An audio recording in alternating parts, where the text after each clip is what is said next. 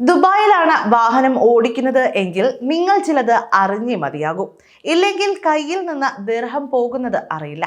10,000 ദിർഹം വരെ പിഴ ഈടാക്കി കഴിഞ്ഞ ദിവസം മാത്രം പിടിച്ചെടുത്തത് 26 വാഹനങ്ങളാണ്.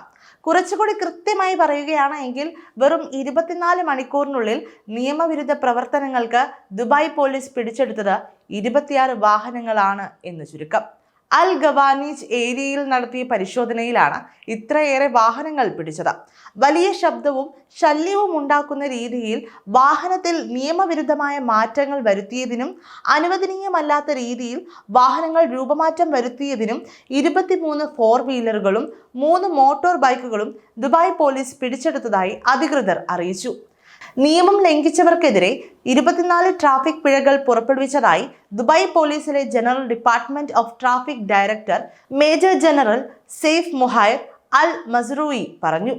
പിടിച്ചെടുത്ത വാഹനം വിട്ടുകിട്ടുന്നതിനായി 10,000 ദിർഹം വരെ പിഴ അടയ്ക്കേണ്ടി വരുമെന്നും അദ്ദേഹം അറിയിച്ചു. എൻജിൻ സ്പീഡ് വർദ്ധിപ്പിക്കുകയും ജനവാസ മേഖലകളിൽ താമസിക്കുന്നവർക്ക് അപകടവും ശബ്ദവും ശല്യവും ഉണ്ടാക്കുകയും ചെയ്യുന്ന രീതിയിലുള്ള സാങ്കേതിക വിദ്യകൾ വാഹനങ്ങളിൽ സജ്ജീകരിക്കുന്നതിനെതിരെ അദ്ദേഹം വാഹന ഉടമകൾക്ക് മുന്നറിയിപ്പ് നൽകി. സ്വന്തം ജീവനും മറ്റുള്ളവരുടെ ജീവനും പൊതുസുരക്ഷയും അപകടപ്പെടുത്തുന്ന രീതിയിൽ അശ്രദ്ധമായും അപകടകരമായും വാഹനം ഓടിക്കുന്നതിനെതിരെ അദ്ദേഹം ഡ്രൈവർമാർക്ക് മുന്നറിയിപ്പ് നൽകി. ദുബായ് പോലീസിന്റെ സ്മാർട്ട് ആപ്പിൽ ലഭ്യമായ പോലീസ് ഐയിലൂടെയോ VR ഓൾ പോലീസ് സേവനങ്ങൾ വഴിയോ 901 എന്ന നമ്പറിൽ വിളിച്ചോ ഡ്രൈവർമാരുടെ ഇത്തരം അപകടകരമായ പെരുമാറ്റങ്ങൾ റിപ്പോർട്ട് ചെയ്യാൻ അദ്ദേഹം സമൂഹത്തോട് അഭ്യർത്ഥിച്ചു.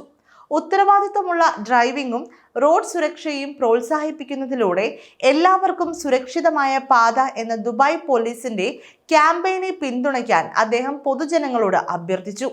ദുബായിൽ റോഡ് സുരക്ഷ ശക്തമാക്കുന്നതിന്റെ ഭാഗമായി പുതിയ ട്രാഫിക് നിയമത്തിന് ദുബായ് ഭരണകൂടം രൂപം നൽകിയിരുന്നു. ട്രാഫിക് ലംഘനങ്ങൾക്ക് കനത്ത പിഴയും തടവും ഉൾപ്പെടെ വ്യവസ്ഥ ചെയ്യുന്ന പുതിയ നിയമം അടുത്ത വർഷം മാർച്ചിൽ പ്രാബല്യത്തിൽ വരും. ഗുരുതരമായ നിയമലംഘനങ്ങൾ നടത്തുന്നവരെ സ്പോട്ടിൽ വെച്ച് അറസ്റ്റ് ചെയ്യുന്നത് ഉൾപ്പെടെയുള്ള നടപടികൾ പുതിയ നിയമം വ്യവസ്ഥ ചെയ്യുന്നുണ്ട്.